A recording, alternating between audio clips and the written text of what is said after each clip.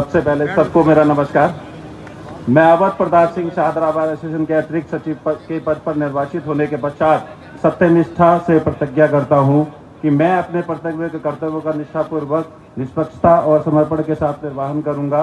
मैं बार की गरिमा, प्रतिष्ठा को बनाए रखूंगा और न्याय के उद्देश्यों को बढ़ावा दूंगा।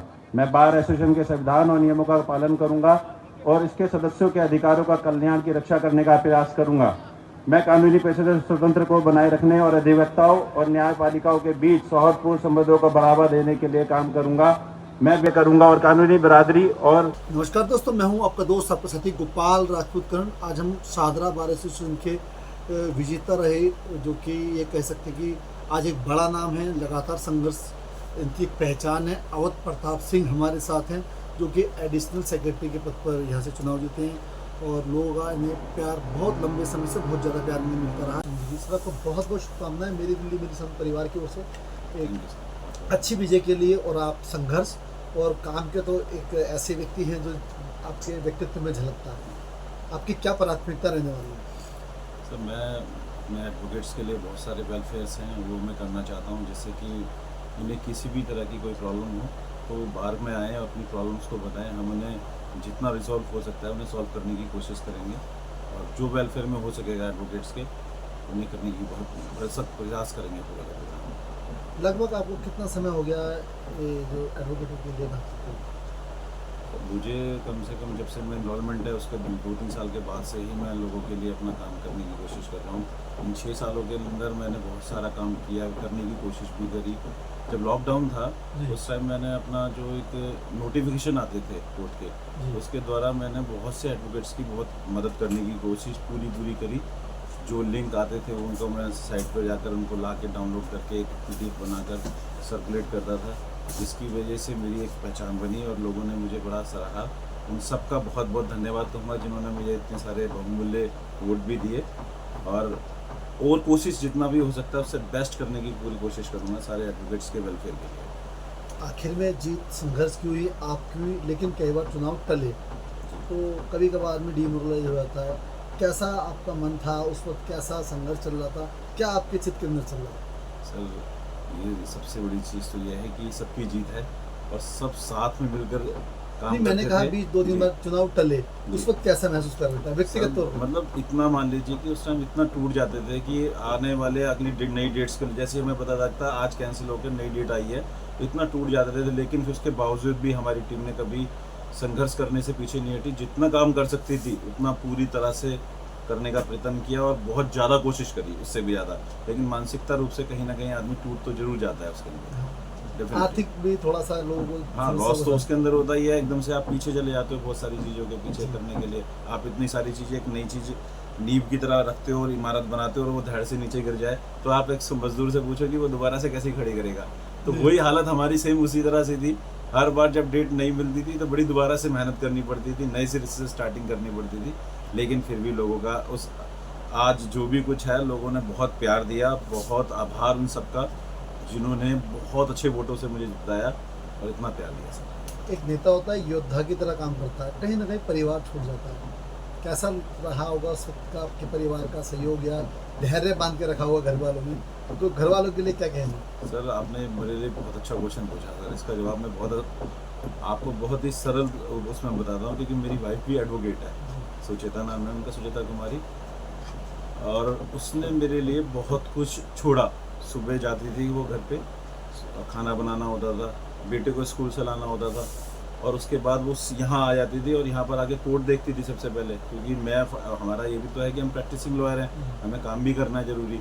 उसके बावजूद भी वो उसमें भी टाइम निकालती थी। उसके बाद मेरे साथ कंपेनिंग कराती थी पूरे दिन वो। और हम कम से कम कभी 10 बजे घर पहुँचते थे, कभी रात के 12 बजे भी आते थे, दोनों घर पहुँचते थे। और मेरी वाइफ ने मेरे लिए बहुत कुछ किया सर।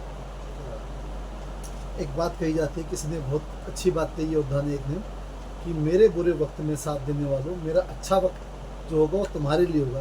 तो आपके साथ एक लंबी टीम थी, बड़े 7 लोग थे। क्या आज वो अवध प्रताप को किस रूप में देखें?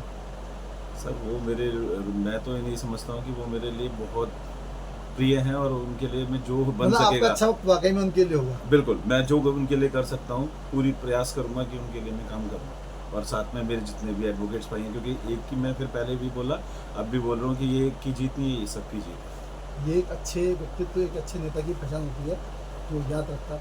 अच्छा, अब जो नए वकील बनते हैं, नए लॉयर आते हैं, उनके लिए क्या सोचते हैं, उनके लिए कैसा माहौल रहने वाला है? सर हमारे कोर्ट में वैसे भी एक हेल्दी है, जो नए हैं उनके लिए बार के अंदर आते हैं, वो अपना एनरोलमेंट कराते हैं, सादराबाद की मेंबरशिप लेते हैं और प्रैक्टिस करते हैं। हम चाहते हैं कि जो वो बीसीडी से आते हैं, बीसीडी स्टेप फाइंड एक होता है, वो 2 साल तक की मतलब वो प्रैक्टिसिंग बन रहा है, तो हमारा प्रयास रहेगा कि उनको 5,000 रुपये मिले। हम अपनी एग्जीक्यूटिव कमेटी से ये करेंगे और उसके थ्रू बीसीडी को लिखवा के भेजेंगे कि वो चीज़ यहाँ इनके लिए लागू हो। ये यहाँ ही नहीं, पूरी दिल्ली में लागू हो सबके लिए और पूरे भारत में ही लागू हो। कई प्रदेशों के अंदर तो ये चीज़ चल भी रही है। तो वो मेडिकल इशू होते हैं कुछ लोगों जी। के साथ, जिनके फादर 80+ हो जाते हैं, तो शायद वहाँ से उन्हें पैसा मिलना थोड़ा सा मुश्किल होता है। अभी बीच में एक केस भी आया था ऐसा। जी। तो मान लीजिए किसी को फादर के लिए अपने जैसे कि 80+ है, उसके लिए कुछ आप सर, योजना बनाएंगे? उसके अंदर कोशिश हम कर सकते हैं, लेकिन अभी जो इंश्योरेंस हो रहे हाँ हैं जी। उसमें जो इंश्योरेंस होते हैं वो सिर्फ डिपेंडेंट और हस्बैंड वाइफ, बस यही है। और जो भी जिनका वोटर आईडी दिल्ली का है और एनसीआर के हैं, उनको शायद वो भी नहीं मिलता, क्योंकि उनका वोटर कार्ड जो है अदर स्टेट्स का होता है। लेकिन हम उनमें माँ बाप के लिए तो जोड़ना, शायद एक बार को इंश्योरेंस से बात करने के बाद ही पता लगा कि उनकी पॉलिसी क्या है। जी। लेकिन जैसा कि एनसीआर के एडवोकेट्स हैं, हम चाहते हैं कि उन्हें ज़रूर मिले, क्योंकि अगर वो बीसीडी से, हमारी बार काउंसिल ऑफ दिल्ली से रजिस्टर्ड होते हैं, तो जाएंगे कहाँ?